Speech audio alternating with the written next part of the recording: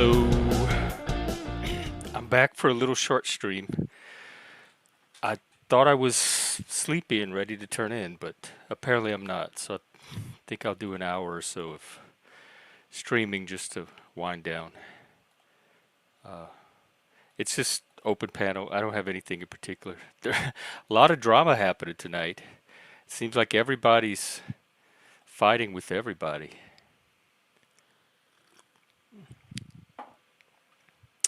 Um, so I just I want to create a little chill space here for those who need it or want it. Let's see what's going on in the news.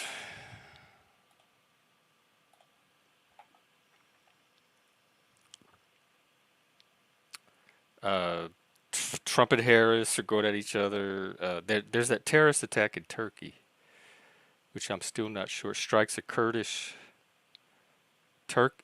Whoa, Turkey struck back. Wow, the Middle East is popping off more than the panelverse right now. Seems like there's a lot of conflict just simmering everywhere. I wonder if it's like, remember a few months ago, what is it? Uranus was moving into Pluto or something? Aquarius? No, planets don't move into each other. Uranus was moving into Aquarius or something like that. Is there some other planet doing something right now? Seems like there might be.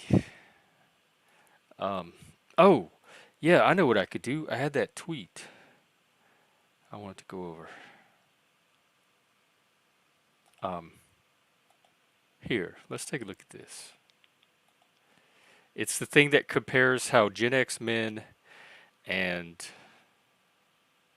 Alpha, Generation Alpha, the generation after millennials, think about things. Some of it was interesting. So let's take a look at that. Statements about the U.S. political system. These are the age groups that agree. So nearly all politicians are corrupt and make money from their political power. I call that cynicism. And look how high it is in this generation compared to my generation. It's like what, a little over a third here, and it's almost two-thirds. It went up almost by a third. They're very, very black pill, and I gotta keep remembering they grew up post 9/11, post financial collapse.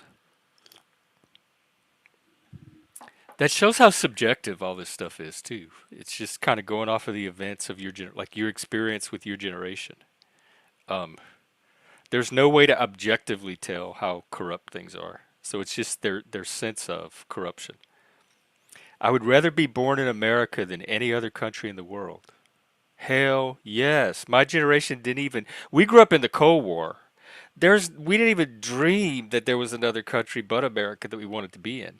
Every now and then you'd hear talk of people wanting to move to Canada or maybe overseas to the UK, but for the most part, America was like the safest, best, most prosperous country around. We were happy to be part of it. Look at this. Almost half of the young generation, less than half. So more than half of the young generation would rather have not been born in America. Wow. That's some astonishing black pill.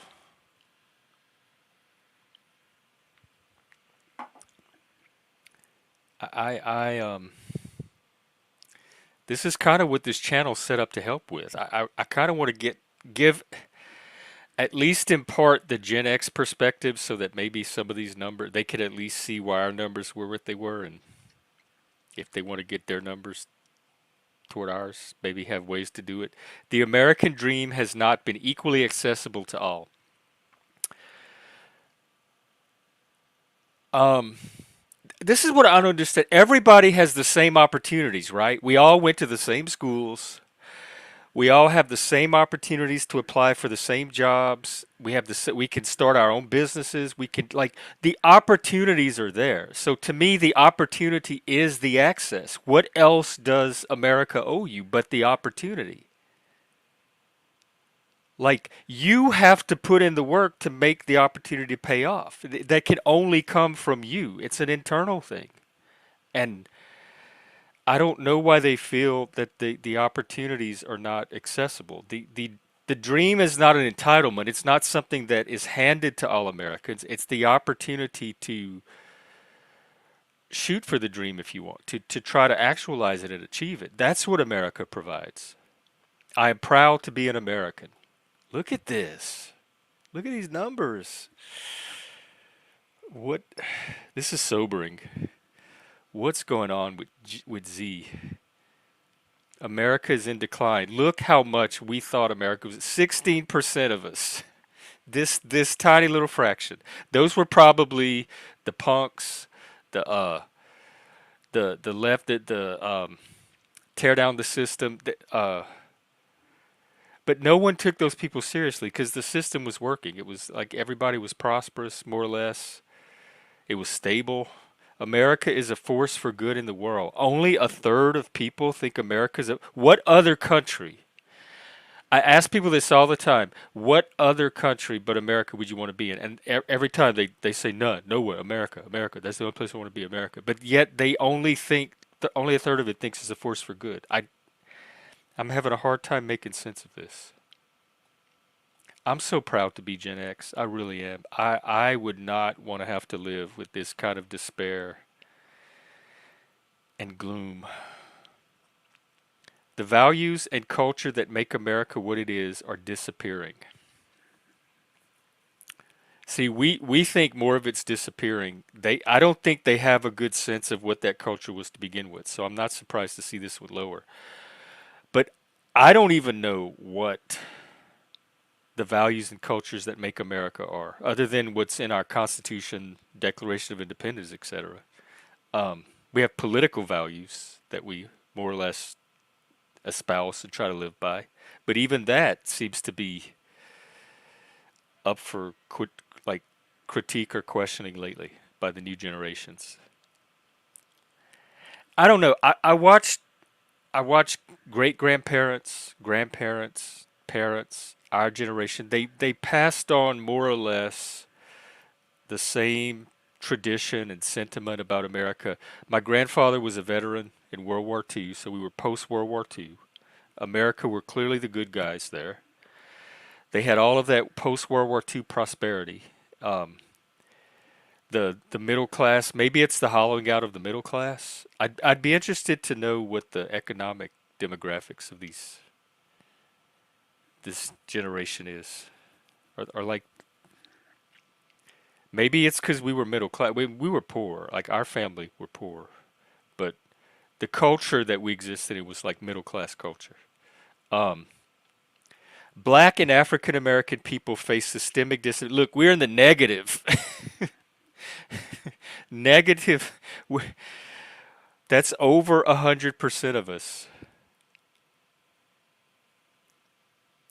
disagree that black Americans face systemic disadvantages. The idea of because we thought that shit was over with. We had the civil rights movement, we had color blindness. We were not aware of any systemic disadvantages because we were so proud that we had eliminated them. And then this generation comes along, and they're taught. They didn't make this up on their own. They're taught that there's a whole bunch of other systemic disadvantages that nobody noticed because they're so subtle.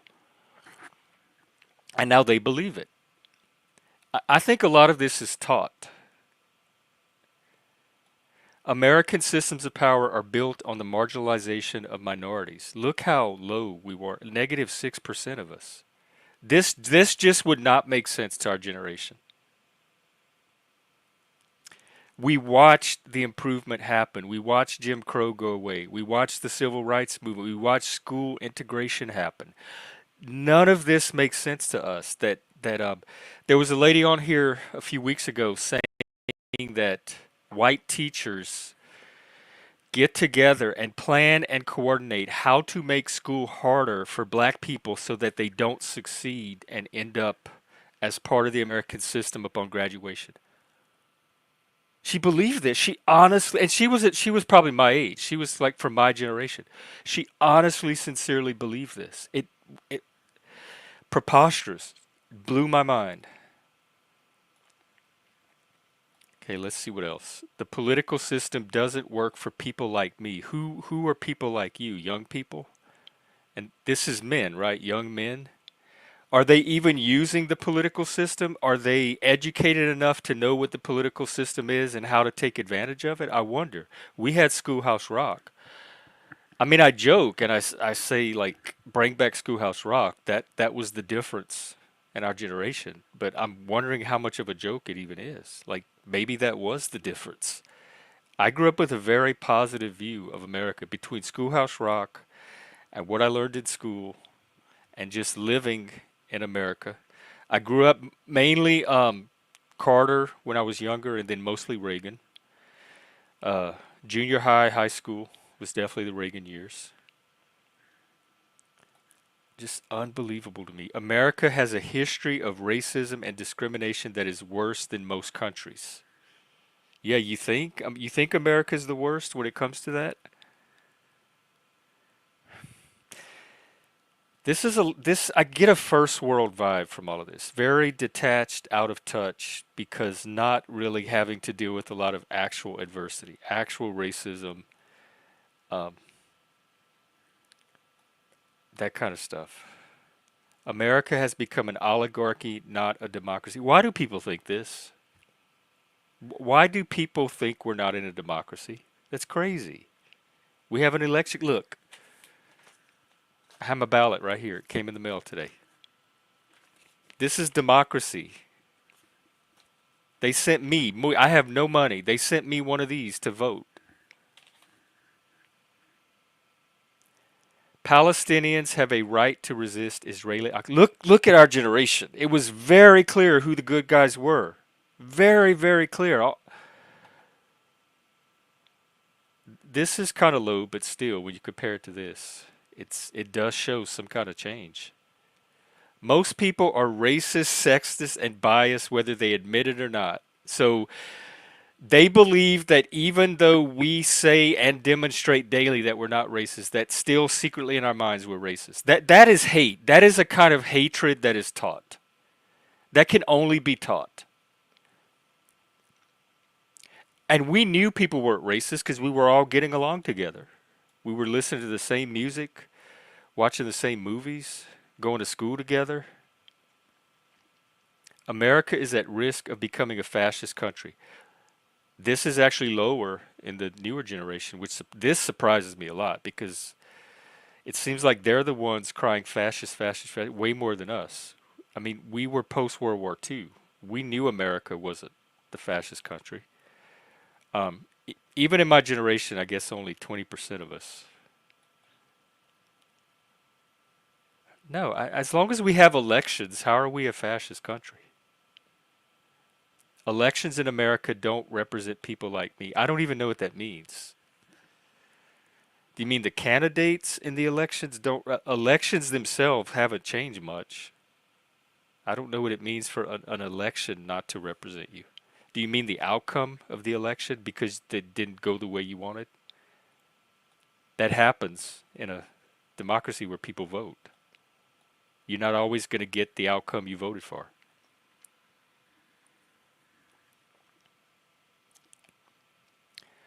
America is more of the bad guy than the good guy. How did America get such a black eye from these people?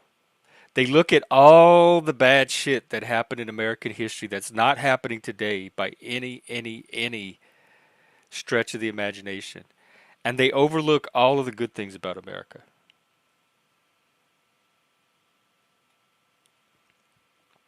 I feel pity and shame, and I'm almost ashamed that I feel those emotions, but that's what this is provoking in me. There is a great replacement of Americans maybe currently happening. Okay, good. They're even less on the great replacement theory than we are. So we're good there. America is a global imperial oppressor. Look at the difference. Our generation to theirs. Although this is low. I'll take 8%. America has become overrun by immigrants. The younger generation, I think, are less concerned about being overrun by immigrants. And even our generation, this 20% is kind of low. That was probably the Fox News crowd. It doesn't matter who wins elections, nothing changes. Well, if you care about free speech and DEI, I don't know how you can't see the night and day differences that I like. I guess I think it comes down to two things. What your information bubble is, like where you get your source, what social media is showing to your eyeballs every day that you turn it on, and how you like the story going on in your head that you fit all that into.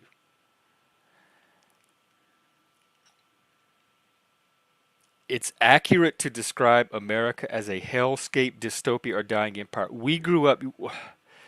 Okay, I'm excited that it's only 3%. This too. Have y'all seen our movies? You want to talk about hellscape? The art that we grew up with, those were hellscapes, and we weren't even as look at this. Negative 32 of us thought that we were living in a dystopia. Like we could separate fiction from reality, I guess, or media from reality. Is that the issue? Like the media people are exposed to because we're so like disembodied and disconnected from like real world life that it substitutes for it, and we don't have a check and balance of like looking out our window or touching grass to show us that, oh yeah, it's not what social media is making it seem like it is. Nothing any politician has done has ever helped me. It's only 1%. So how do you get 1% here but 3% on winning elections and 13% on elections not representing you and 57% on politicians being corrupt, but only 1% on politicians ever having helped you? That means 99, is this percentage? What is it? I don't know what the numbers represent. But that means most of them do think they've been helped by a politician, if this is the case. So how does it explain those other numbers? Okay, this one has me heartened a little bit because they're both below zero. America should pay reparations to black and African American people as compensation for slavery and racial oppression. Black people, I have news for you. I don't think y'all are getting your reparations. Look at these numbers. Just put the same effort and sweat equity into a career that the rest of us do, and you won't need the reparations. Prisons and police as we know them should be abolished. This is encouraging too. It seems very low priority. China has a better impact on the world than America. Okay. They're a little more pro China, but still not in the green zone. And at least we can agree on Russia has a better impact on the world than America. I just, I don't know what to make of that. Hey, Jess, what's up? How are you? I'm just doing a little evening stream.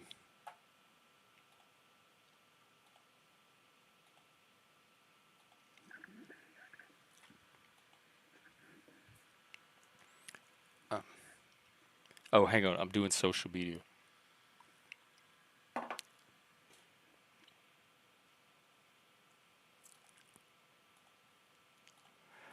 Okay. Do I have any more tweets? Nope, I think that's the only one I have. Have you heard of Mo Love? No, but let me look them up. See, I said them because I didn't know the gender. That's the proper use of them. They them. An artist from the South Bronx telling a story through his unique soul-like sound. An alternative R&B indie artist. Okay, let me see.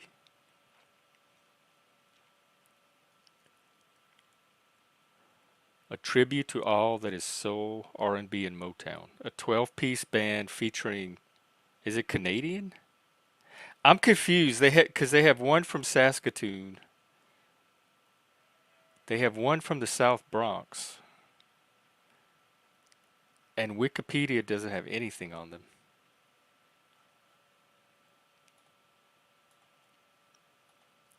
Okay, Mo, is that on YouTube? Mo Love X?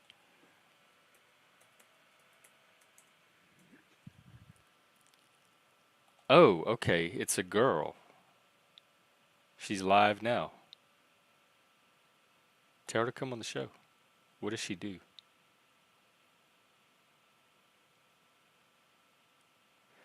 I'm trying to listen to her, but she's so low. It sounds like drama. There's so much drama happening tonight, and she sounds like part of it. She's live right now on her stream. Here, I'll drop her channel. I don't know who she is. I'm not endorsing it. I'm just dropping it so that people can be on the same page and know what I'm talking about. Let's see. The revolution will not be televised. Do the most good and prevent the most harm. It seems like she only has a few live streams.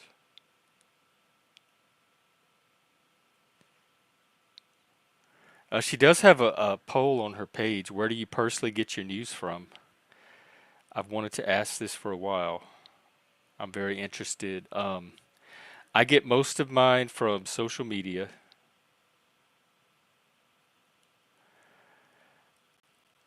I would say I get some of it on YouTube, but it's just usually in the form of rumor that I then go back and look up on the internet. So it ultimately leads back to social media one way or the other. So I'm going to say primarily social media. The other options are political podcast, streamer. I don't follow the news, or a combination of the choices, and then television, which so far is at 0%. A combination of the choices is the most popular answer, and it looks like it's between podcasting and social media, which I kind of consider podcasting a form of social media. In fact, some of my YouTube streams are set to be podcasts as well. YouTube has a podcast service, and they can use your videos, your YouTube content, and feed it to their podcast feed. She does have some interesting thoughts on social media and YouTube. Like, we need a way to verify that everyone is real. Like, if you have seen someone and talked with them and you know who they are, then please share. Oh, she's one to like have the community vet people. We know for certain who the following people are. So she's keeping a list of people that have been confirmed and verified. That's not a bad idea. Although growing up with AOL, I was part of the AOL generation. Anonymity was not that big of a deal. I didn't mind getting to know a screen name instead of an actual human being. I was never going to meet them anyway. I didn't care what they called themselves. I didn't have to know their address or their real name or their personal details. I could get to know them as whatever person they're presenting online because that's all it was ever going to be anyway.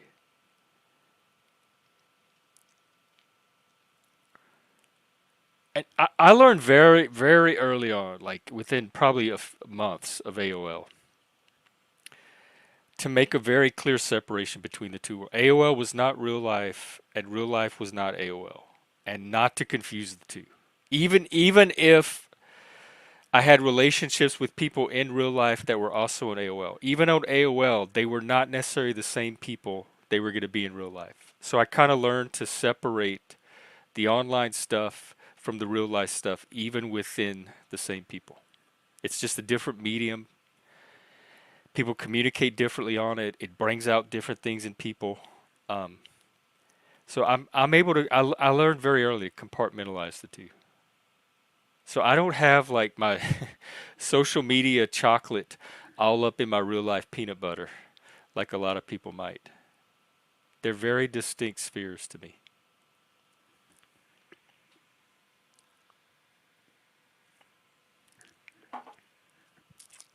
Um,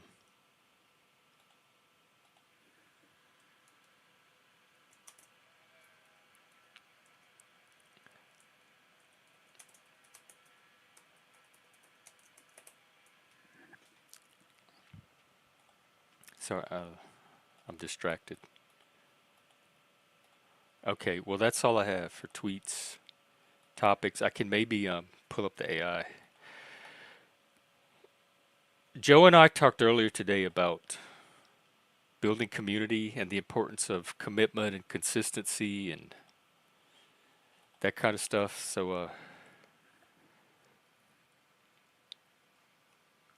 maybe I could expand on that with the AI.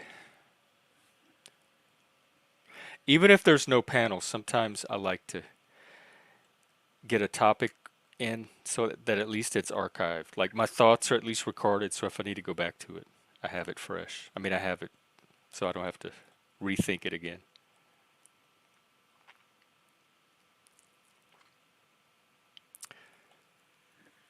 Um, I'm not sure what I want to ask it though. I know what I want to ask it. Can you can you touch on the role of drama and conflict in a community?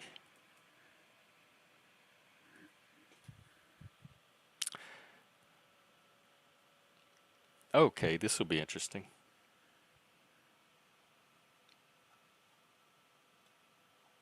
Wow. I have to wait for it to finish typing out.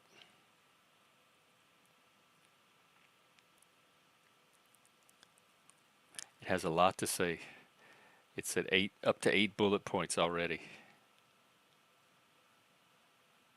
And I think I mentioned, I didn't know this about the AI. Hey, Daniel Barry. Oh, Jess, I'm sorry. And they have it where you can do it through a browser too. I've done Discord through the browser before as well, where I didn't need the app. Um, the whole time I've been talking to this AI, it's been building a picture of me. So every time I ask it a new question, it draws on all of the past conversations we have. So it knows that I have a men's mental health channel. It knows about the neurodivergence, the autism, the giftedness. It knows that I'm community building. So every time I ask it these questions, it automatically puts it in that context and tailors it to exactly what I'm trying to do on this channel. And I know I should be excited about that, but it really kind of creeps me out. I don't want the machine being that intimate with me and thinking that it knows me. Many other people have made that mistake. I don't want the machine to trip itself up doing the same thing. Commitment. Oh, wait, hang on. Drama and conflict, while often seen as negative forces, can play a significant role in the evolution and strength of a community. M. Scott Peck would agree. The way a community handles these tensions can either fracture the group or foster growth, deeper understanding, and resilience. And again, this is a choice that the adults involved make for themselves, and that determines how the future of the community. Here's a closer look at how drama and conflict impact community dynamics.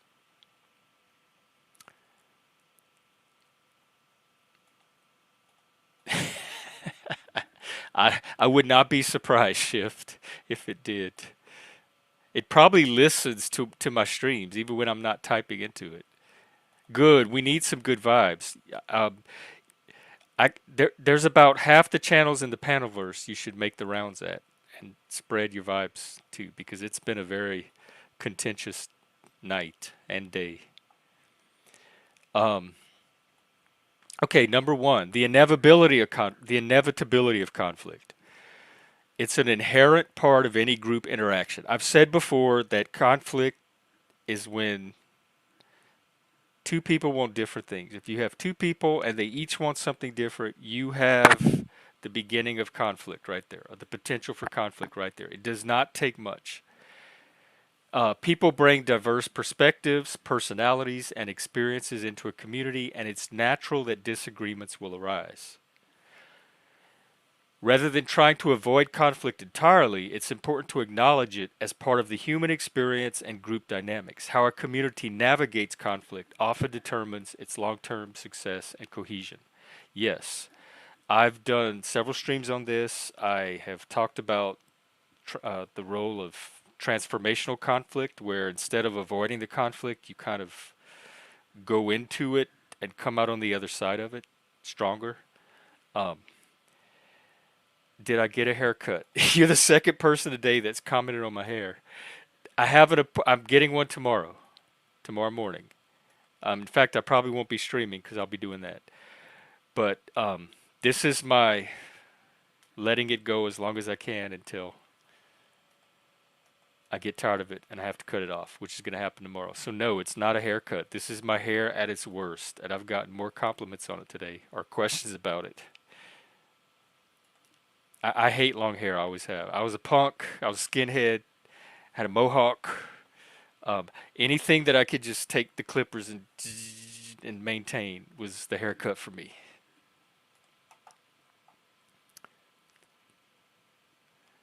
Conflict as a catalyst for growth. Handled constructively, that's important, that's key, constructively. Conflict can lead to positive change and growth. Yeah, absolutely. It can also build trust. Differences in opinion, strategy, or values could spark new ideas, improve processes, and encourage members to reflect on their own behaviors and assumptions. Yeah, we can learn through conflict too. I learn a lot about people by how they fight or how they handle conflict. Because everybody's peace, love, and sand candles until the conflict happens. So we're all one big happy community, and we think we get along with and trust all these people. But the minute the conflict happens, that's where the test comes in. That's where it's put to the test. And how the people involved pass or fail that test, I think, determines a lot about them and a lot about the future of those relationships. When people feel heard and respected during a disagreement, it can strengthen the community by deepening trust and mutual understanding.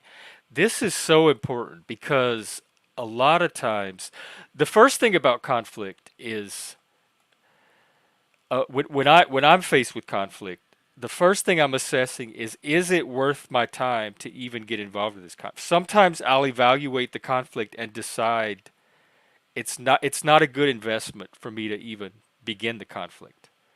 And part of the thing that will determine that for me is whether I feel like the other person is in this state where they can be receptive to working through the conflict. And if I get signs that they're not interested in the issue or they're defensive or going to be manipulative or something, I'll decide I'm not even going to enter the conflict because it's just not worth it. I'm getting all the little signs that they are not ready to do conflict like I do conflict. They're not ready to go into Thunderdome and work it out. Um, in the context of your community focused on men's mental health and neurodivergence, see, it added that in there. I didn't even tell it that. Conflict might open up conversations about sensitive issues or differing experiences that can lead to empathy and inclusivity. These moments of friction can actually foster breakthroughs in personal and collective growth. I can't say I've never seen this happen, but I see it happen rarely. And more often than not, it's not like a one time thing. It happens gradually over time as somebody gets to know somebody else through conflict. But it's not like, oh, we had a big conflict and now I just see you so much clearer as a person and my mind is opened up. Um, that can happen, but more often than not, it's gradual. And each conflict is just one more kind of paving stone on that path. Number three, drama as a disruptive force. Drama, unlike constructive conflict, often involves emotional escalation, gossip, or personal attacks. I like the way that it's distinguishing drama from conflict and having conflict be the not necessarily a bad thing, but drama being the thing that is probably disruptive and you want to avoid. And it can be damaging and if left unchecked. Drama tends to create factions or in groups and out groups, leading to division. In a community, this can undermine trust and cause people to disengage, feeling that the space is no longer safe or unsafe or supportive. Yeah, I think this has happened for some people. It's how much you trust the host or facilitator or channel owner to manage the drama. I've learned the drama's like the devil. You might as well make your peace with it, make your deal with it. It's not going anywhere. I could run a really tight, like hard ass tyrannical panel and have zero tolerance for drama, but I just don't think that's realistic. The drama is going to be there, whether I want it there or not.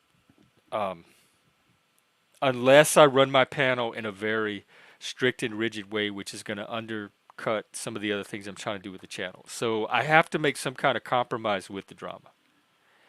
And I do that with drama light. We can do a little bit of light drama as long as it doesn't get too personal or malicious. Um, and I like to learn from the drama. I like the beginning of the drama, the end of the drama, to come out different than when the drama started. And all of us, if we're not better people, at least we have a little more insight and maybe some understanding. So I try to do something constructive with the drama, but I don't think the drama is ever going to be completely 100% eliminated.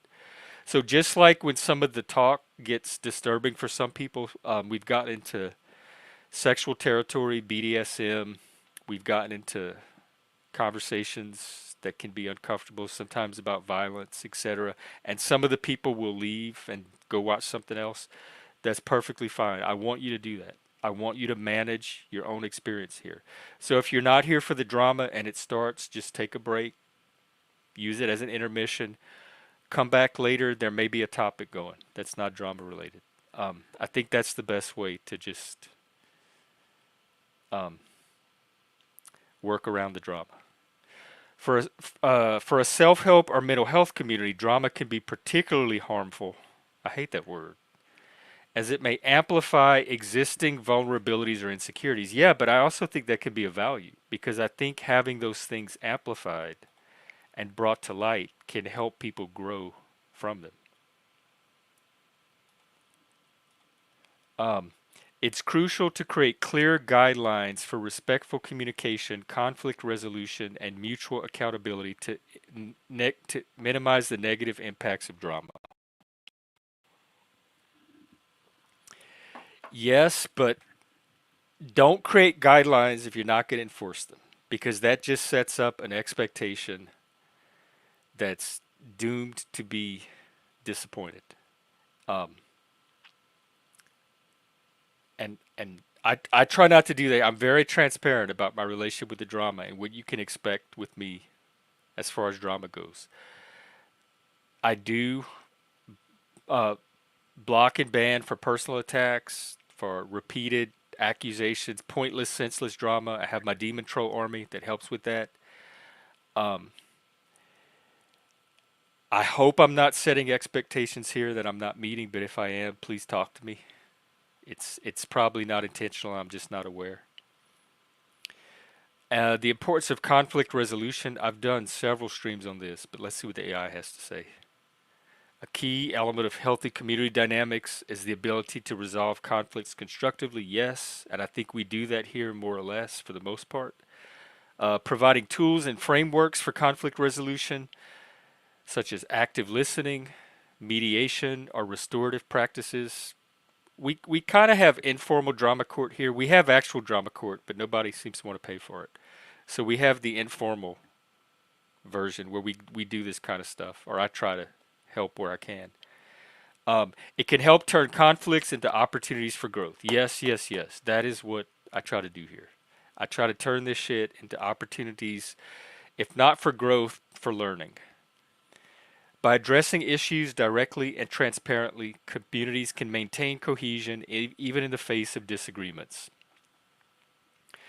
Leaders or facilitators play an essential role in this process. They can model healthy conflict resolution and create a culture where addressing issues head on is encouraged rather than avoiding or suppressing them. In the case of my group, these tools could be integral to fostering emotional safety and understanding. Um, maybe. I don't know if what is emotional safety? You know what? Let me ask it that. Because I think of emotional safety as it's a place where people can have their emotions in the first place. But other people might see it as safety from strong emotions.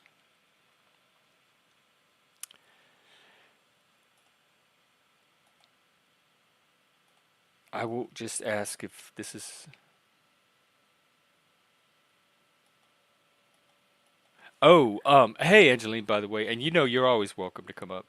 Are you talking about you ask that to yourself when you're assessing a panel, or you actually ask the host, like, is this what type of panel is this? And then you decide if you want to go up. These are good tips, by the way. Oh my God, my eyes are getting dry. Emotional safety refers to the feeling of being secure and comfortable in expressing one's thoughts, feelings, and experiences without fear of judgment, rejection, or punishment. That's weird to me because I don't know if I'm going to get judgment, rejection, or punishment until I express my thoughts, feelings, and experiences. So I don't know how. And I always feel comfortable expressing my thoughts, feelings, and experiences. So I don't need a particular space to do that. So emotional safety, let me think about that. I don't I don't know. It's not tied to any particular emotion or emotional need for me. If I have a thought, I'm going to say it. I don't. It doesn't. The emotions. It's not related to how I'm feeling emotionally about a place. Without fear of judgment, I don't expect no judgment. I know people judge. Every time I open mouth and say something, it's up for judgment. I don't mind. That's part of expressing yourself. So I'm not looking to avoid judgment. I know it's going to happen. I know rejection's going to happen. Punishment, I guess, is people leaving and going somewhere else. The abandonment. It is a foundational element for building trust, fostering open communication, and nurturing healthy relationships, whether in personal settings, workplace, or communities. Emotional safety enables individuals to be vulnerable and authentic, knowing they will be accepted and respected for who they are. I do this. I just don't know if I'm like doing it on the basis of emotional safety or not. I do communicate openly. I do build trust with the people that I have trust with. I do build healthy relationships and try to nurture them and maintain them. But I'm not doing any of this with the framework of emotional safety in mind while I'm doing this. So I guess maybe this is just not a need that I have. Um, and I've said this is a place where people can come and be themselves, and I try to keep it that way. But I wonder if this is like this is really making me think. I wonder if it's like me not being able to go on panels. Like there's so many panels that I try to go on and I have to cross them off my list. Cold, what? Let me check that out. I'm gonna check that out right now. By the way, mods, Cult of Culture here, and they also go by the name Here I Am. It's the same person. They have immunity, so don't mod this person. If there's any moderation that needs happening, I will mod this person.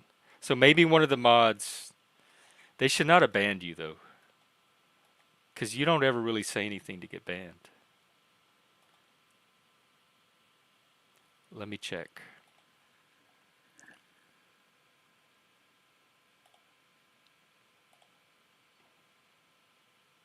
Oh my God, I have so many names on this list.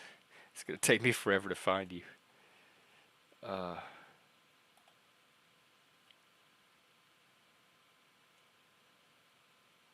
all right, let's see if you're here.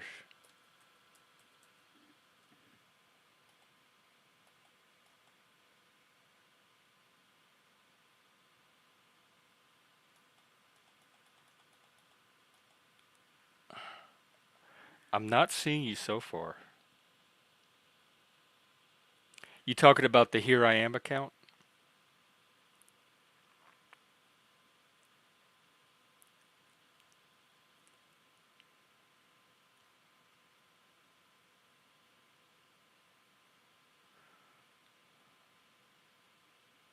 That's. Are you sure it's not like your type like YouTube itself is not filtering a word or something you're trying to type? Because sometimes that happens. No, I don't see you on the list at all.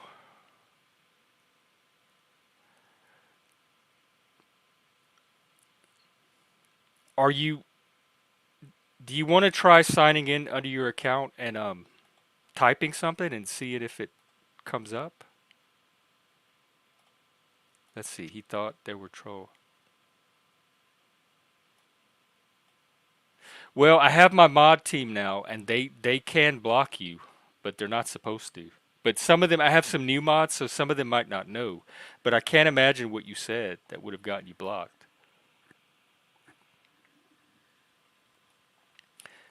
Okay, try again, and I'll check it on YouTube, like not on StreamYard. I'll go to actual YouTube and I'll see if your name shows up. Because if you can get your name to show up, then I can right click it and unmod you.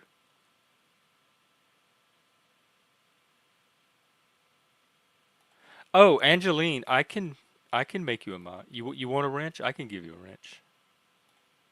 Here. Um Let me.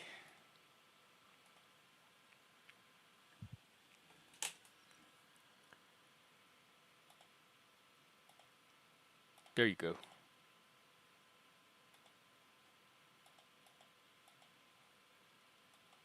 Okay, yeah, and let me know, Colt. I'll check into that because you definitely should not be blocked. I'm interested in this emotional safety stuff because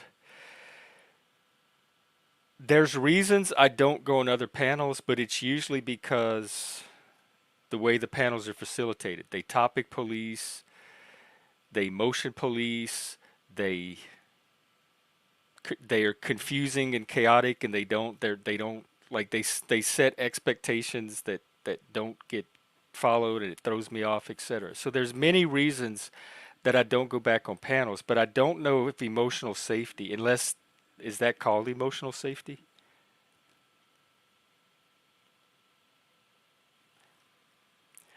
I just don't like being the problem child, and I don't want to be anywhere where there's even a hint that I'm becoming a liability to that panel instead of an asset to it. I'm very, very sensitive to that. And I only want to be places where I think I'm contributing something to that. And I don't want to be the nuisance or the negative or the disruptor on somebody's panel. And if I start to get the sense that that's the role that I'm in, I will eject very quickly out of that panel and never come back. But I don't think of that as emotional safety. But that's the main reason I don't go on panels. When I start becoming the source of a problem or an issue for that panel. Okay, they break down emotional safety, the freedom to be vulnerable, the freedom to express one's true self without the fear of being ridiculed, criticized, or dismissed. You can't guarantee that. That's the thing about expression. You do it, and then you find out what the consequences of it are. There's no way to ensure ahead of time what somebody's reaction to your expression is going to be. In an emotionally safe environment, individuals feel comfortable sharing their struggles, insecurities, or emotions because they know their vulnerability will be met with empathy and understanding. Okay, this I agree with. I hope that people feel like they can come here, share struggles, share insecurities, share their emotions, have their emotions, be vulnerable, and know that it will at least be met with empathy and understanding. But I can't guarantee it won't have all these other reactions that people won't judge or criticize. I might criticize. I might ask questions. I might have judgments, but I'm still going to try to understand and I'm still going to empathize. So I don't think the one excludes the other. Let's see. Many people have may have felt judged or misunderstood in other spaces. I feel judged and misunderstood all the fucking time, everywhere I go. That's why I stay here on my channel. I rarely go to other channels. So emotional safety creates a space where they can open up without the fear of further marginalization. So maybe I do know what this is. I just don't call it emotional safety. But it's knowing that I can go on a panel and be myself and not have that be disruptive to that panel. I'm more concerned. I'm less concerned about judgment, criticism, et cetera, than I am being a problem child. I have a complex. I've been the problem child my whole life, and as an adult, I refuse to play that role for anybody. And if somebody's trying to cast me in that role, I'm out. I'm just out. I'm not doing it. Let's see.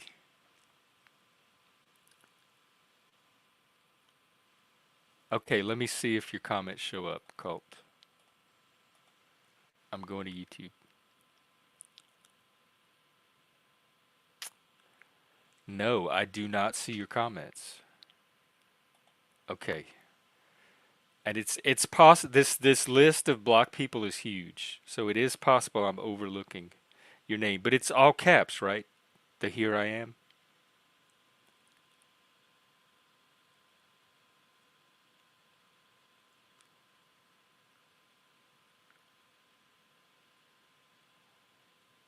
There's also what's called Google blocking, which I don't know if the mods can do or not, but even if you're not blocked on Google, I mean on YouTube, you can be blocked on Google, which I never block people on Google ever.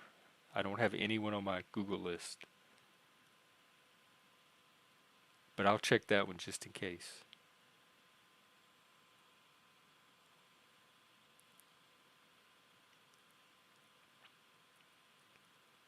Here I am. I do not see you. I wonder if I can add you.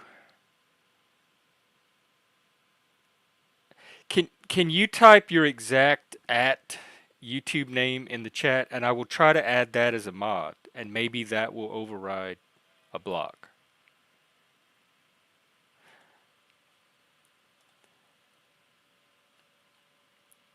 Oh, that's really good, Angeline.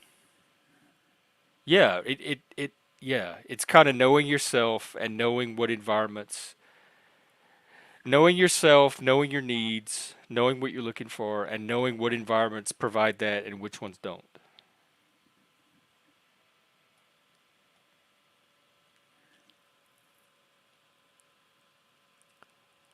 Okay. If you give me your at like if it's at here I am or if it has some numbers after it or something, if you give me that name, I will try to put you on the mod list and see if it overrides whatever block you might have. I'm also going to check my Google block list.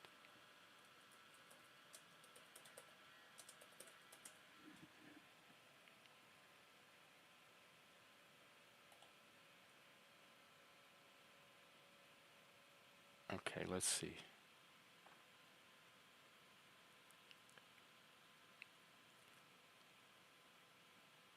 Um,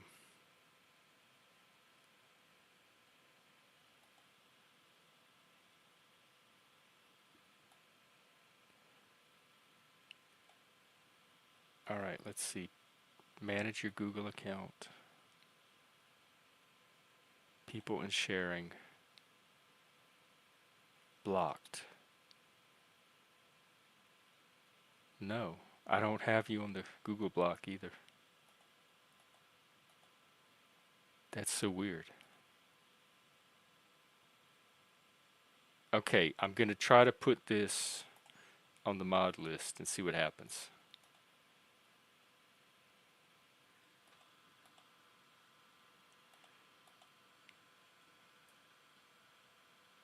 Here I am. Your name came up. Okay, I have that account as a mod, so see if that lets you type now.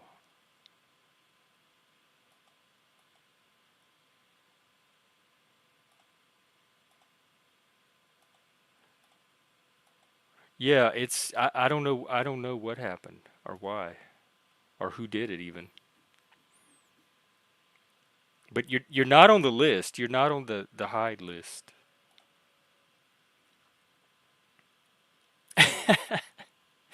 Yeah, I don't think people have fed the panelverse into the AI yet. That's gonna really throw all of its answers off once it learns about the panelverse.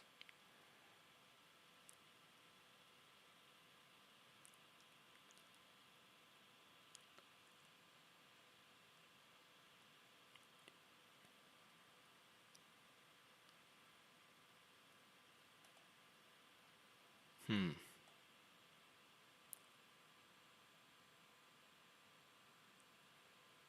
There you are. Look at that. Okay. Well, hey, do you want to just keep a wrench then? And that'll. Here, I'll wrench up both of yours. That will protect you. Or it should. There you go. I'm glad we got you back.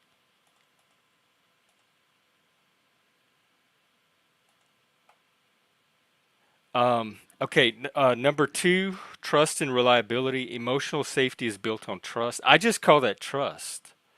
Trust allows people to feel confident that others will respond to their emotions and experiences in a supportive and non-judgmental way. Maybe. I mean, I don't ever expect complete non-judgment. Like everything's open to judgment, but I do expect an attempt at understanding.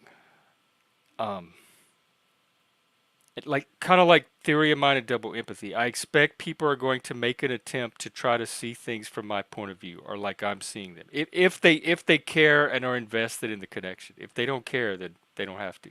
But if it's a friend or somebody I'm trying to build trust with and we have conflict, I'm going to trust that they at least try to see it from my perspective. If they can't make that attempt, that's going to compromise the trust.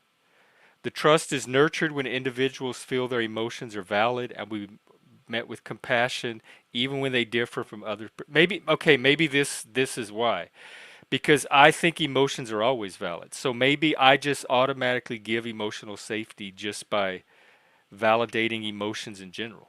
Like I don't think there's anything wrong with having an emotion ever. They're a natural part of ourselves. So when people are around me, they are certainly free to have whatever emotion they want to have. Now, their words and what they verbally express might be different, but at least I'm going to let them have their emotional life, and I'm not going to try to interfere with that. I can listen and talk regardless of what emotion somebody says. It does not throw off or impact my ability to process verbal information whatsoever. It doesn't scare me. It doesn't make me anxious.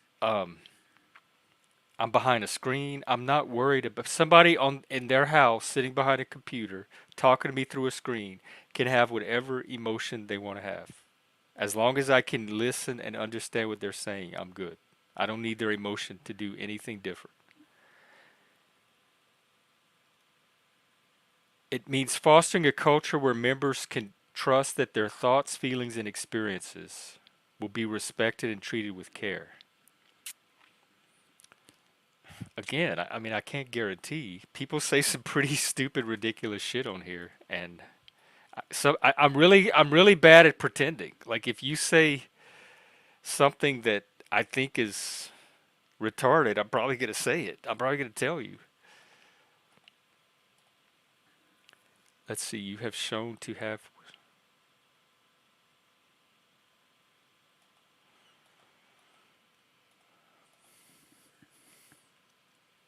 Well, yeah, I've never really had an issue drawing boundaries. Um, to me, it's like touching the hot stove. The minute you feel the hot stove, you draw your hand away. I've never had a problem. I don't stay in situations that generate the feeling of dysfunction. I pull away from it almost immediately, and I put a boundary until I can understand what's going on. If it can be fixed, I might try to fix it. If not, I just leave that person alone. Op Let's see. Open communication. When people feel emotionally safe, they're more likely to engage in open, honest communication. I understand every one of these points. I just don't understand why they call it emotional safety. That's my only confusion. So maybe it's just semantic. This enhances dialogue and fosters meaningful connections. Yes, emotional safety allows people to speak freely without fear of retaliation or being misunderstood. No, no, no, no. I don't. I'm always misunderstood. I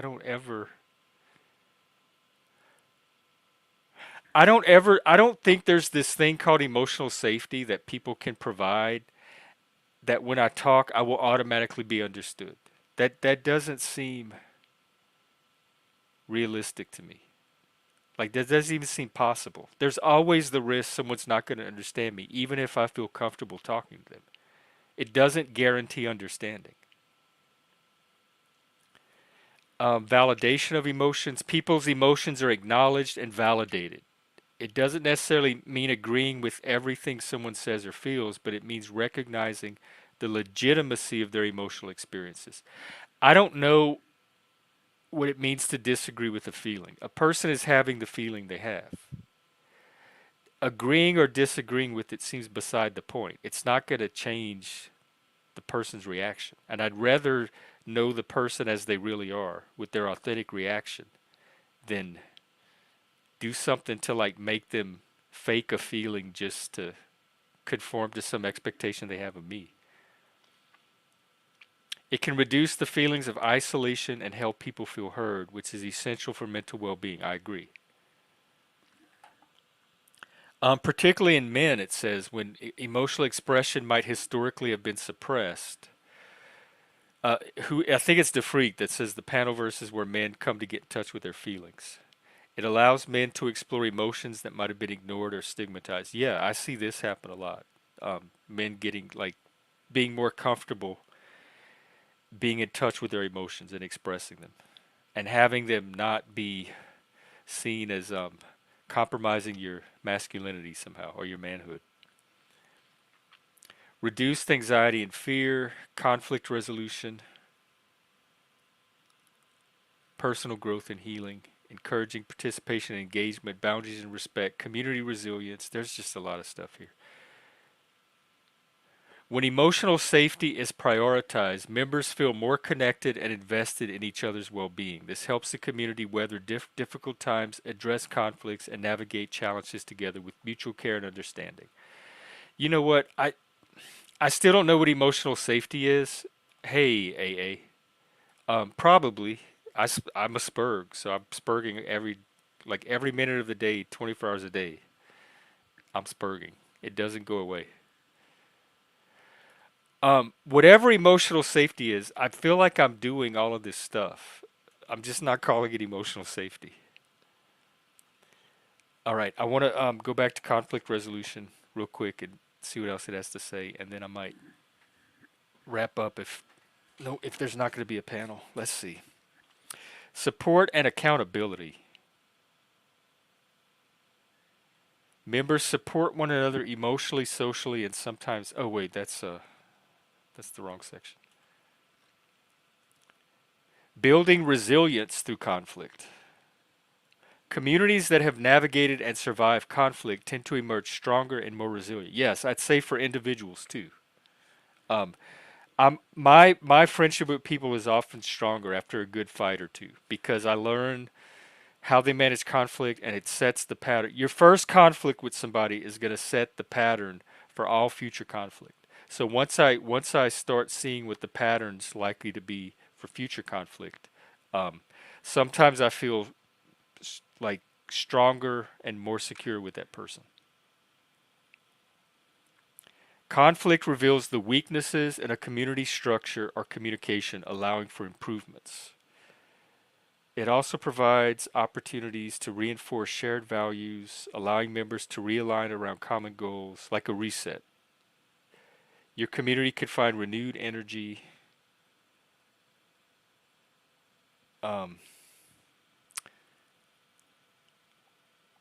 I'm still not sure what accountability is.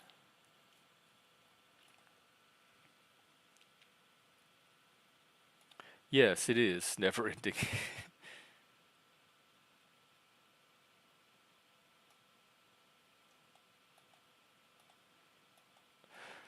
No, I don't. I don't even notice I rock, so it hasn't impacted anything. I'm not even aware I'm doing it. So I couldn't tell you if I'm reading, I couldn't tell you when I'm rocking and reading and when I'm not rocking and reading. The reading all seems the same to me, independent from whatever my body's doing. I think I just compartmentalize. Like I have everything in little boxes and categories, and do, I can keep one activity separate from another activity. So I can read and rock. I can have an emotion and listen or talk at the same time. I've just always been that way. Maybe that's part of the neurodivergence. The role of boundaries. Healthy communities set boundaries to manage drama and conflict. Is this like the the channel rules? Like just don't come here and start drama or you're gonna get kicked? Having clear expectations around behavior, respect, and conflict. And I don't feel like you need to teach grown adults much of this. Most people know what I'm asking for when I say don't come here and start trouble. And the ones that are coming here and starting trouble, they already know they're coming here and starting trouble. It's not a it doesn't catch them by surprise or it's not a mystery. They're here to instigate. That's why I might time out as a warning and then after that it's banned. I don't this is not Emily Post um like what you should have learned in kindergarten for adults. This doesn't mean shutting down conflict, but providing a structure where it can happen without devolving into drama or harm. Yes, establishing clear guidelines about how conflicts are addressed can prevent drama from derailing the group's mission. The best way to address conflict with me, just face it head on. Just be very direct and get it on the open. And don't bullshit. Don't play games. Don't manipulate. Just man to man, get it out.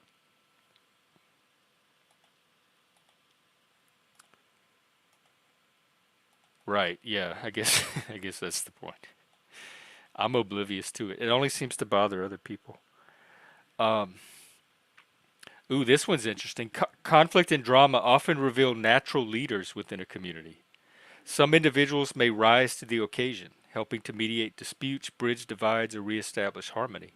In this sense, conflict can highlight people who have the potential to play a key role in the community's future. Yeah, I like that. And communities that handle conflict well often experience a renewed sense of solidarity.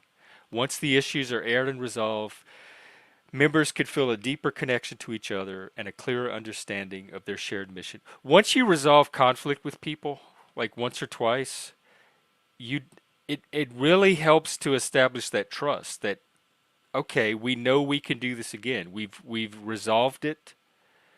Um,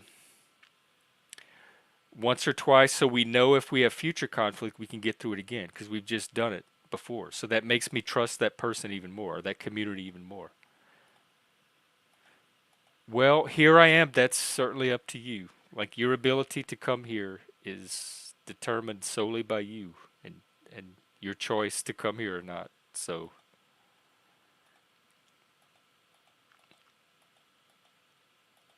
um, as far as I'm concerned, you're always welcomed here.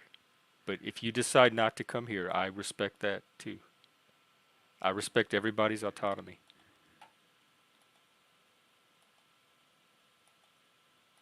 No, that's you giving your power away. That's external locus of control. They're not the ones keeping you away. You're choosing to stay away because of things that you see or experience on the panel. But that's still determined by you, not by them. Again, if we're talking about accountability, take accountability for the choices and decisions you make.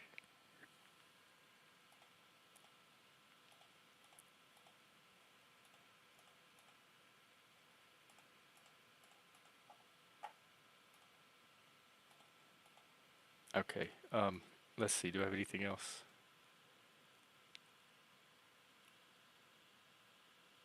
It says, in summary, conflict and drama can either be divisive or serve as powerful tools for growth, which is what I've been saying the whole time, depending on how they are handled. Cultivating a cult of culture, of constructive conflict resolution can transform these challenges into opportunities for deeper connection and collective progress.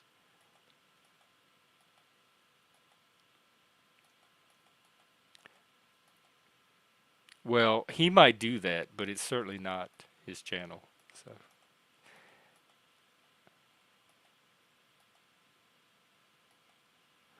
what what stream? I did like three of them already. This is my third one, I think, today. Wednesday's a busy day because Joe and I started our new series, and Leggy and I started our new series, and it all falls on a Wednesday. So Wednesday's a really busy streaming day for me. Panel killers are what that's true. There are people that some people feel like kill the channel and they do leave. Oh, you talking about Leggy? The Leggy one? The music one? Because there's different the way this is the Star Wars cantina. There's every alien in the universe will show up here. And they're not going to be to everybody's taste. And every now and then there's going to be panelists that are just some of them are going to be nerdy and dry and boring and people are going to leave and go find something more exciting. Some of them are going to be more dramatic. People are going to leave and find something calmer. But again, that's everybody using their own agency to manage their experience. And it's perfectly fine. I don't mind if people turn the channel, take breaks, leave and come back when it's a different person or a different topic. That I want you to do that. I think it's good and healthy that you do that. So I don't take any of that personally at all. And if somebody's on a panel, if I'm letting somebody on a panel, it's because I want them on the panel. It's because for whatever reason, I'm interested in what they're saying or that the conversation they're having. Because when I stop becoming interested in it, I usually end it or move on to something else. So it may not be interesting to you or it may not you may not understand why I'm interested in it, but I don't let conversations happen on here that I don't want to have happen. So if someone's on here or I'm talking to them, it's because I'm choosing for that conversation to happen for reasons of my own.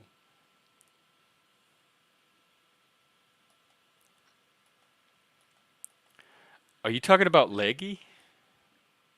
I I didn't even notice. I didn't feel like Leggy was interrupting me at all.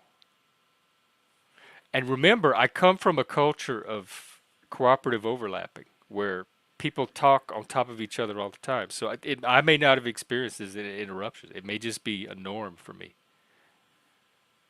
Yeah. Yeah. Cajuns will have five or six conversations going on at once, and people just move in and out of whatever conversation they're interested in at the time. It's not a turn-taking culture at all. I'm sorry. Here I am, but I don't know what you're talking about. I don't remember I don't remember Leggy interrupting me or me having a problem with Leggy interrupting, and I don't remember noticing any particular moment. So whatever you're talking about here, I did not notice it. If you're talking about Leggy, we talked a little bit about the music albums, and then we talked about the events that happened in 1995, and then he went off on his story about the egg lady. We got a whole new spin-off series, I think, from her. It's becoming like the Star Wars universe. I tell you what. Here, do you have a timestamp? I can go look and see the precise moment.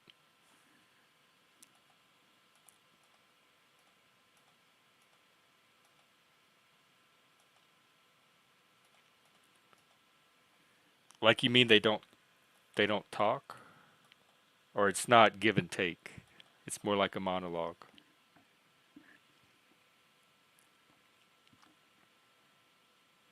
Oh, okay. Yeah,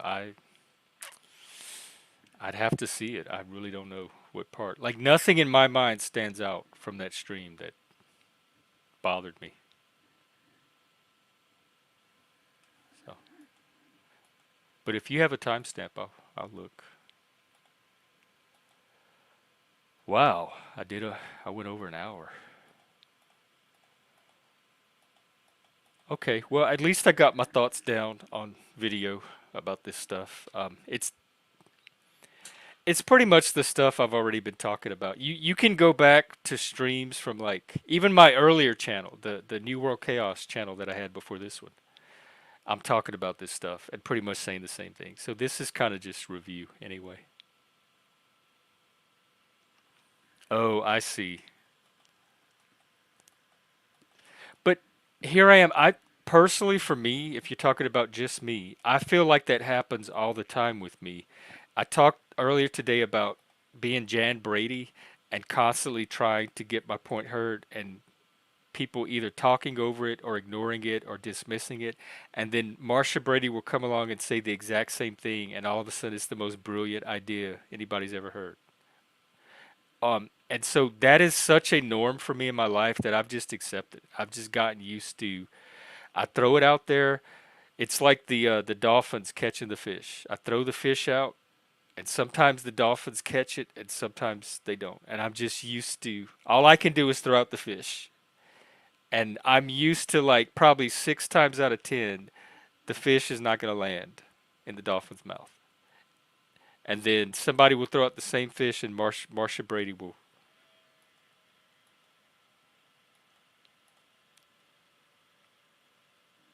No, I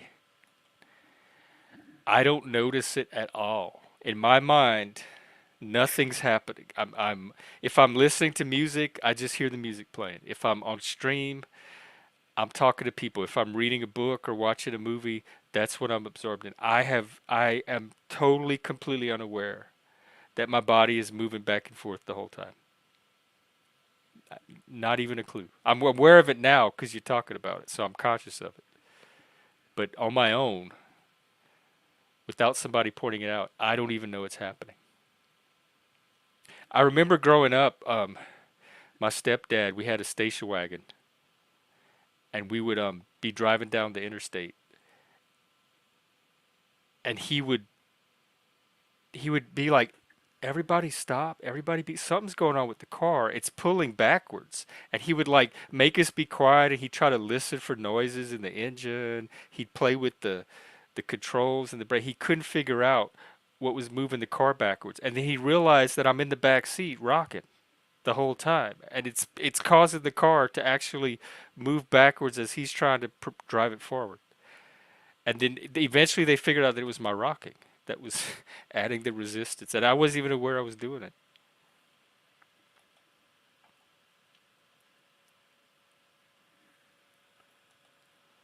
Gets nearly to the end. Well, it sounds like you're asking for turn taking though, and I just don't see that happening on here. I really don't. Also, I don't know if you know this, but after a certain amount of time, at the end of every video, after it processes, YouTube puts a transcript at the bottom that you can pull up, and it's very useful because you can do search. You can search the transcript. So if there's a part of the conversation that you're trying to find, but you don't quite remember where, you can just search the transcript for it, and it'll pull up the timestamp, and you can click it, and it'll take you directly to that part of the stream.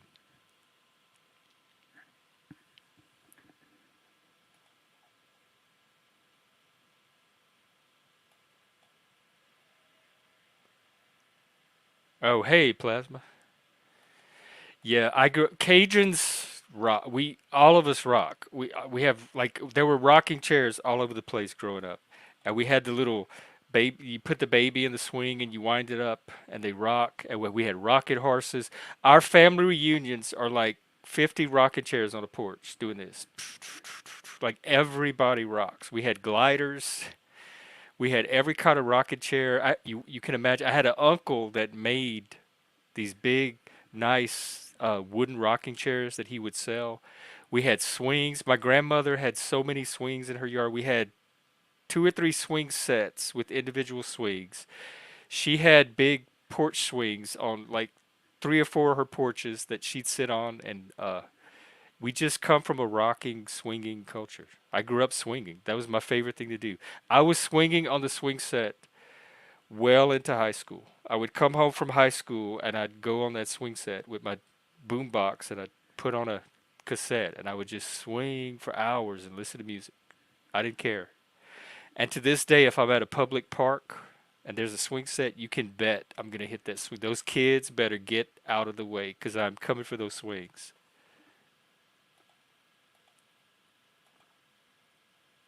Some of it's cultural. Yeah, well, my level of it is what I think happened because a lot of my autistic traits are kind of mapped on to Cajun cultural traits. So like the social ability, the rocking, the expressiveness. I think I have like an exaggerated version of what you would see if you went down to South Louisiana. I have like the autistic version of that, and they're more the neurotypical version. But you're gonna see people rocking. You're gonna see people talking with their hands. You're gonna see them being spurging out, like you might say, just because they're passionate and emotional about what they're talking about. And then if you put me next to them, I'm gonna be similar, but like even a more exaggerated version of it.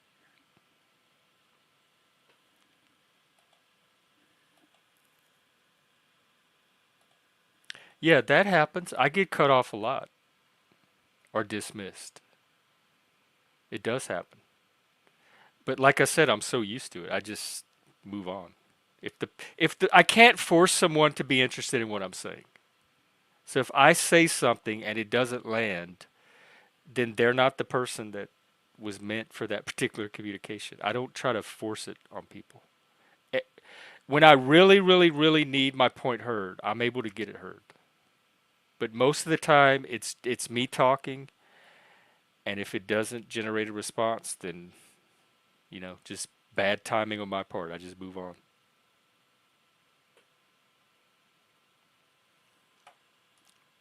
No, I don't. I don't know why I do it. I just know that for whatever reason, my body moves or needs to move, or ever since I was a kid. I had a chair. It was my bouncing chair. It was like this big armchair that we had in the corner, and I would sit in it and watch TV, and I would bounce in it. It wasn't made for rocking, but I would bounce in it, and eventually the spring came through the back and started poking through, and so my mom got it reupholstered with leather, and I could rock it again. And eventually, the spring came through again, poked through the leather. We've had to put a big piece of duct tape over it to keep the spring from coming out. And I've broken so many recliners. Like, I'm not kidding. When I was in high school, I didn't know if this was a real job, but if it was a real job, I wanted this job. I wanted to be a rocking chair tester. And if there was like a rocking chair factory that needed people to sit in their rocking chairs for 8 hours a day and like stress test them, I wanted to apply for that job because I knew that's something I would be good at. And we were constantly having to replace recliners and rocking chairs because of me. They would not last as long as they would last in a normal house. A recliner in my house might last 2 years. In a normal house, it probably lasts 10 years at least. Yeah, it's kind of that. Were you aware that you were bouncing? And some people do the leg too. They vibrate their leg up and down, which I do that sometimes, but I'm usually aware of that. Yeah, and this isn't that's what I'm saying. Like one thing about this channel is that these are neurodivergent norms of which interrupting is one. If you go to like a autism support group and there's maybe 10 autistic people sitting around in chairs talking about their autism, you're going to hear probably way more interrupting than you would in a neurotypical support group or an AA meeting. That's just a neurotypical norm that people that are neurodivergent learn to live with. We just that's normal for us and we know that. So we're a lot more patient with it in other people. I get the vibrating the leg. Sometimes you can make it go really, really fast, like thumper, like, and just keep it going. It kind of just moves itself. It's like a jackhammer.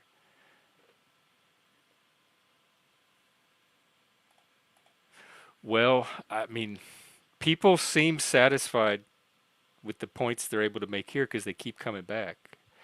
Um, There's only a few people really that complain about it consistently. One person I can think of by name, of which I won't mention, but he knows who he is, that has a real problem with it, even though he does it on every panel he's on. So I see it more as a double standard or lack of awareness. Yeah, that's a good point. I I know I was rocked as a baby. In fact, I'm the oldest of four, three other siblings, and I rocked every one of those babies when they came home from the hospital. I loved sitting there with my younger siblings in my arm in the rocking chair and rocking them.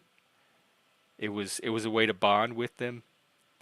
And so I know that people rocked me the same way when I was a baby. And so probably my body's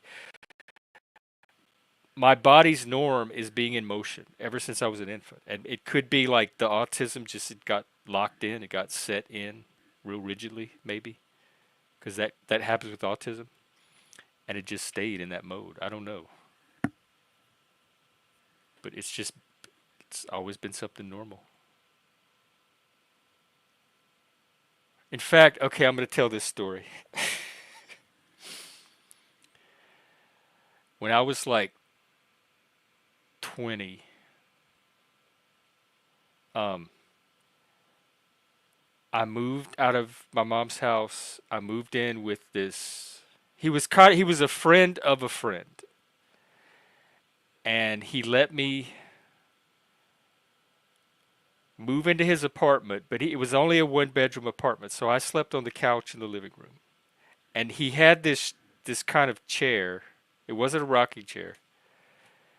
And during the day, I would sit in that chair and watch TV, and I would rock, I guess. And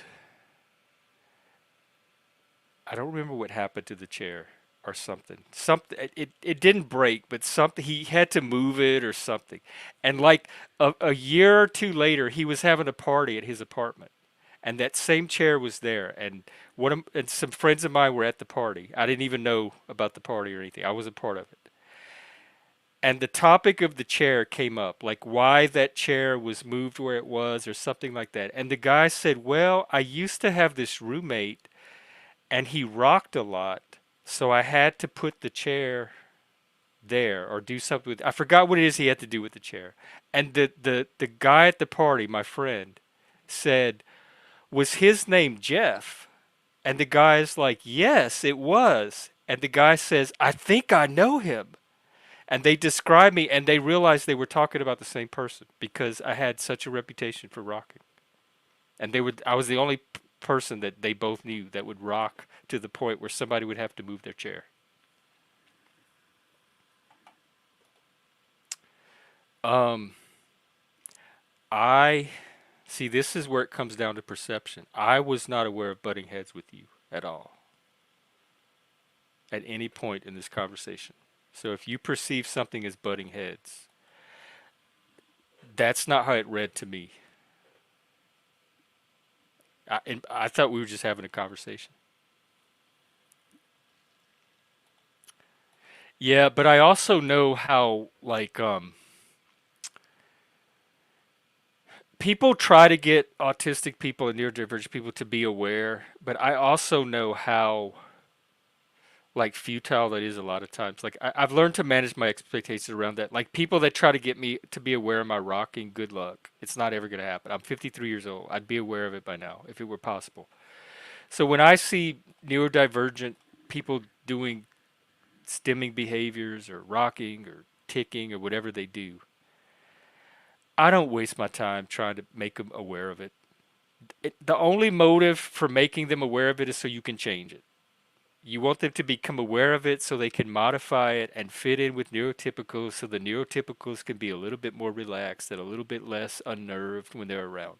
And that is completely antithetical to my approach of just being yourself. And if they have a problem with it, that's their problem. So I don't go out of my way to make autistic people aware of their behavior. I assume they know their behaviors, and if they don't, they're probably not ever going to be aware of the ones they don't know. And I don't know what the point, other than trying to assimilate them to neurotypical society, there is in trying to make them become aware of that kind of stuff. I just let people be people. But even with interruptions, people that are interrupting consistently even if they're aware of it, are probably going to keep doing it. Like it's not my goal to try to teach people a certain style of conversation. I can have conversations with interruptions; they don't bother me. So I'm not motivated to like. I have this thing about raising grown adults and telling them what to do. Everybody is who they are, and I would rather get to know them as they are than try to change them. And if that's who they are, then if I want them in my life, I just have to accept that as part of them. Yeah, pretty much. Or you can tell me, but it's probably not going to have the effect you're going after. And let's see, you have oh, how old is he? A young kid, or and is he in the school system? And is this in America?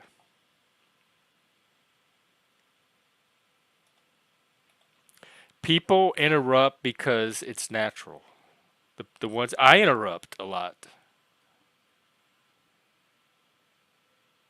It's it's not a moral issue. I don't even think it's an etiquette issue because different cultures handle interruptions. I think it's a cultural bias and nothing more. This need for turn taking and no interruption. In fact, I really didn't see anything like it till I moved up here to the Pacific Northwest because Vegas certainly doesn't have it as a value.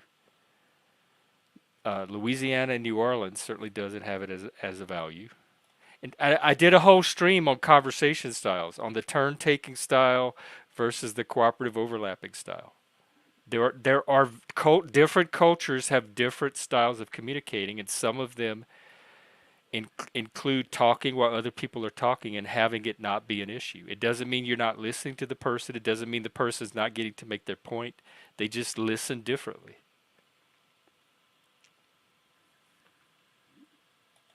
Oh, okay, interesting. I don't know how it works down there, but if it's similar to the U.S., they would have like an IEP that they would like a personalized, some kind of personalized accommodation plan that they would have for him, and they might have special classrooms or some kind of resource room where he could access support and additional help if he needs it. But the best advice I can give you, regardless of how it works, is make as many allies as you can in that system. And you can never have too many. So teachers, counselors, principals, janitors, parents, classmates, whoever you can add to your team to kind of help be there to able to help your son when he needs it. Kind of to be on his side and understand what his needs are and what's going on.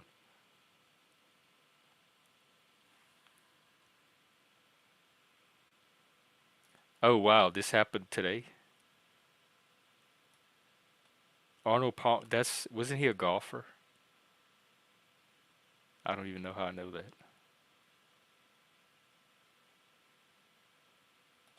Yeah. Yeah, a lot of people listen at different levels. Not everybody listens like with as much attentiveness and detail as I might listen. Sometimes people listen for a cue to make their next point. Sometimes they listen to the surface level just to kind of get the basic idea of what someone's saying. People have different listening styles and listening needs too.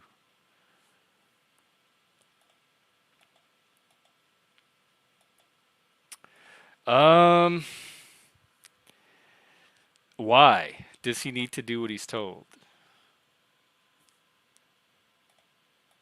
I think the earlier that he's allowed to be himself and have that normalized, the the better adjusted he's going to be. Maybe not to neurotypical society, but certainly to his own self, which is what I would want for for a kid. Um, I mean, that's what neurodivergence is. Divergence means diverging from. It's a difference, and so you're not gonna fit that person neatly into the same hole that all the other pegs are fitting into. I'm very anti forced assimilation, anti ABA. Just let the kids be themselves. That would apply to gay people. That would apply to autistic people. That would apply to people from different cultures that are different from the norm. Well, okay, that is the exception. If he's being violent, yes, he needs to learn how to not hit people. I agree. I agree. And usually at the early age that it's easy to kind of correct that the earlier. And he'll probably grow out of it if he has the right supports. And just keep reinforcing that like we don't hit. That's not redirect to something like to some other give him alternatives to hitting so that that's not his only default. Yes, that's one reason I interrupt because some people talk forever, and if I don't get my thought out, I'm not going to remember what it is, and I don't have an hour to wait for a little window to get my thought in. Another reason I interrupt is because I'm losing the thread and I need to ask some questions to get back on track so I'll be able to continue to follow their story. And if they trust me, if they trust that my intent is to listen and understand, they're going to be okay with those interruptions because there's a larger purpose and goal for it. But a lot of times they react negatively or defensively, and then I just leave them alone. Oh, thanks, Roxpile. Uh, you you seem okay yourself.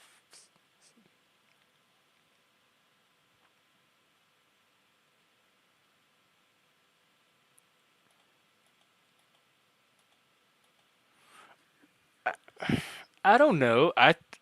I think people can be good people by nature, naturally. I think we have both in us, but I think most people want to express a pro-social side of themselves.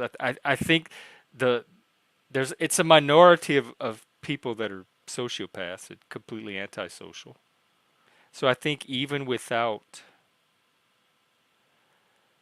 listening to learn these specific life lessons, it doesn't necessarily mean that he won't turn out to be a good person or is not capable of being a good person. And yes, we do have laws, but social norms are not laws.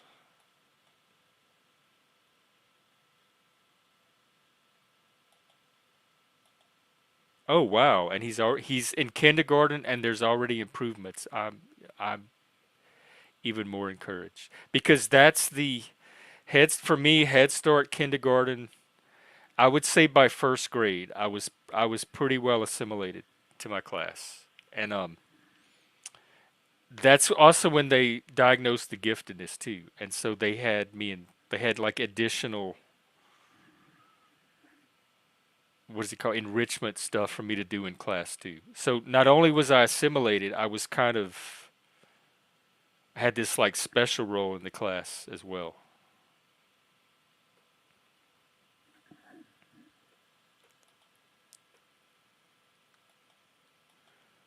Yeah, and if I sense that people are not interested in what I'm saying, I don't push it. I'm not trying to force anybody to listen to me.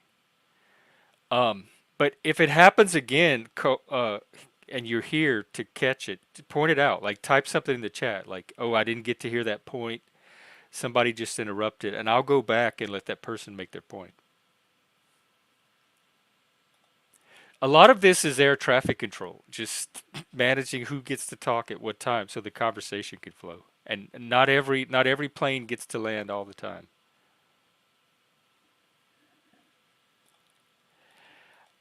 I think yes, but I think nature plays a part too. Like I think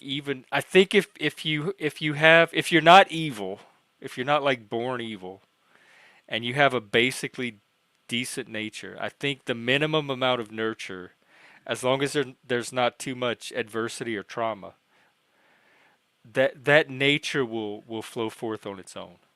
Um, I think Dobez and I were talking about this a few weeks ago. The scientific consensus is like nature is 60 or 70%, and nurture is the other part. But yeah, definitely get him all the good nurture you can. Especially, let me pull up this chart again. I love it so much. This thing right here, like the neurodivergent, you can this is nature. All this stuff is nature, and it gets socialized and they become adjusted. But look at this column here. If he has negative developmental potential, let's just say that's like a nature, an undesirable nature. There's no amount of positive environment that's going to overcome that. But it doesn't sound like that's the case with him. It sounds like if he has the right positive environment, that his nature will develop at least within the 60% range. And then if you have even a stronger nature, you can even overcome a negative environment. This developmental potential. So depending on what his potential is, if it's strong enough, it can compensate for even poor nurture. But as long as he gets some, if it's at least balanced, as long as he gets some positive nurturing, that's the determining factor. That's what makes the difference in most people whose nature and nurture are more or less equally balanced. The nurture is what tips it over to the positive side.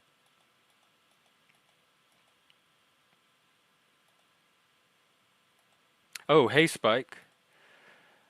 Um, Spike, what do you think about doing a stream?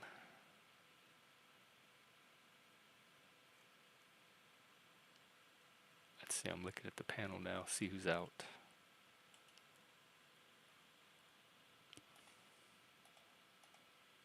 Well, put it this way: if you did want to do a stream, I could hand off the audience to you. I've been yakking on for, oh my God, almost 2 hours.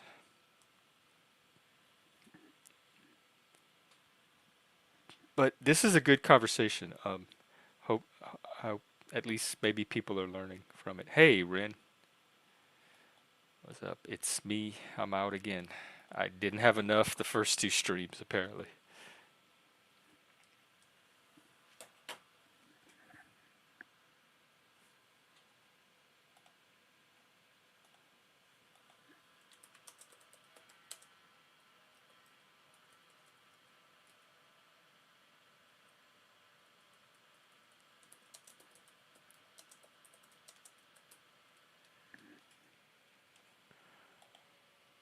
Okay, well,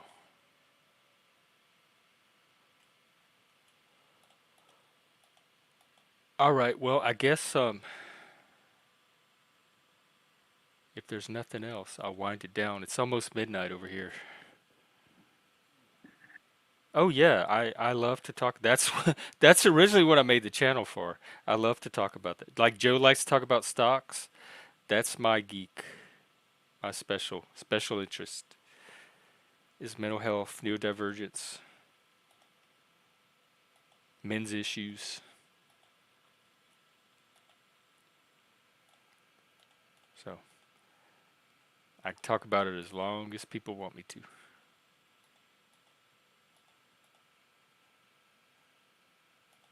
And yeah, basically just kind of make sure he gets the supports he needs and give him enough room to let his own natural self grow and develop, because it might be different than the people around him, but I think the less you stigmatize that difference, the healthier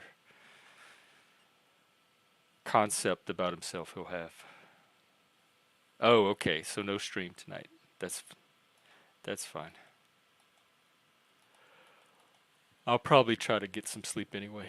I just wasn't quite ready to turn in. So I started this wind down stream and it's working. But we got a lot of good conversation in, so I'm glad I did it.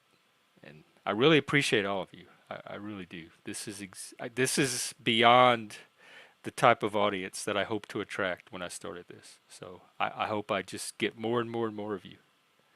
I and it gives me faith in humanity. It gives me faith in the future, and it gives me faith in YouTube.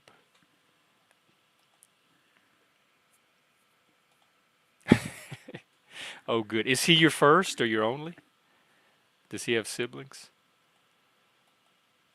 Yeah, you sound like I'm not sure if you're a dad or a mom. My vibe is dad, just subjectively going off of nothing. But you're a good dad or mom or parent, whatever you're doing. You seem like, and I love my autism parents. They're like heroes to me. Parents that can support and invest in their weirdo kids and not make their lives harder than they have to be. Because a lot of parents just don't know how to deal. Um, you guys are heroes.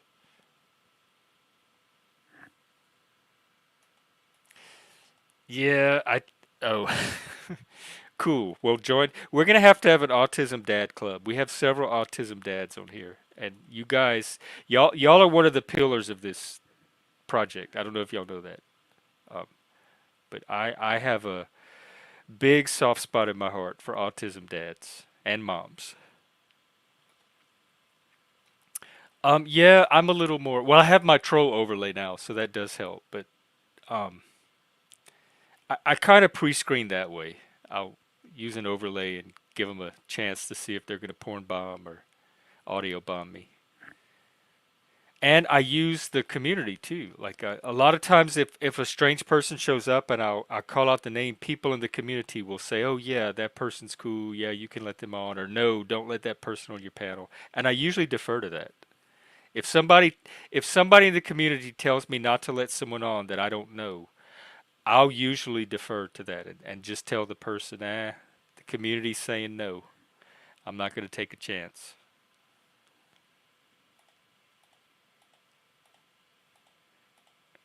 Because there is a community, there community by its nature, there is an exclusivity to it. This is an elite group, whether we want it to be or not, because there is a gatekeeping element to keeping a community healthy and centered around the values that it's founded on.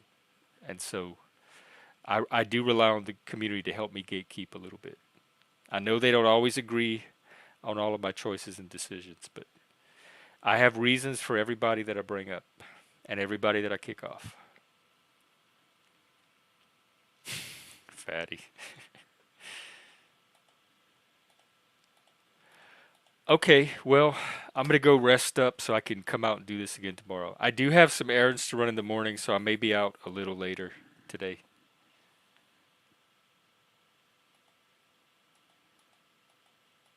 I like Leggy. I enjoy, especially, oh my God, especially after that story today. He gave me like a whole new layer of content to explore. That was wild. It makes me not want to move to Maine if that's how the neighbors are. I don't know what to expect. Yeah, Leggy's cool in my book. I've never had an issue with it.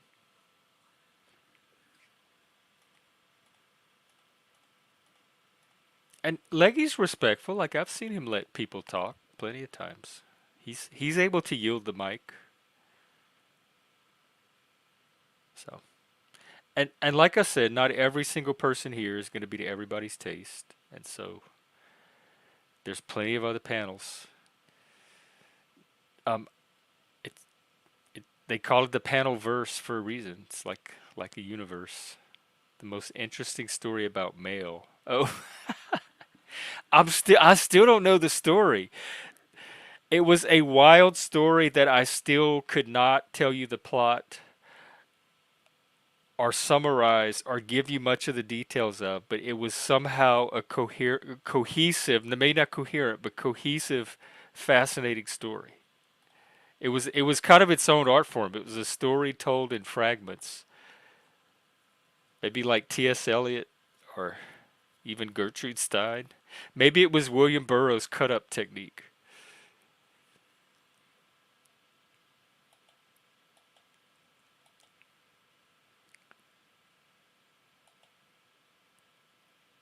Yeah, Leggy's he's a bright fella.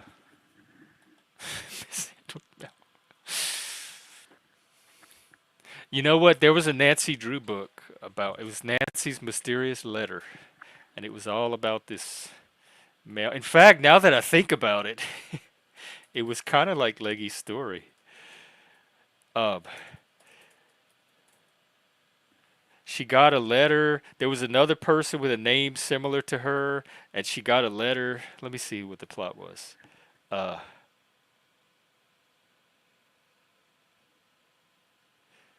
she gets called in by the post office and accused of theft because there's a letter of somebody similar to her name, and it's all about this letter that the whole mystery revolves around this letter.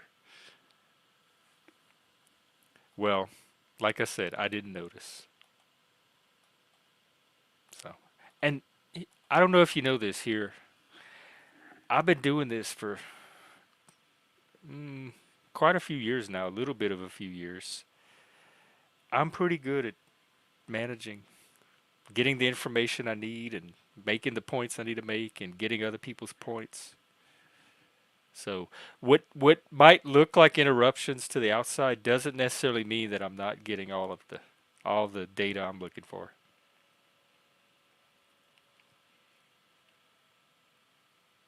Yeah, I don't know what happened with the block, but I'm glad we fixed it. So um, keep your wrench. That'll because not all the mods know that you have immunity, and I think the wrench will keep you from being modded.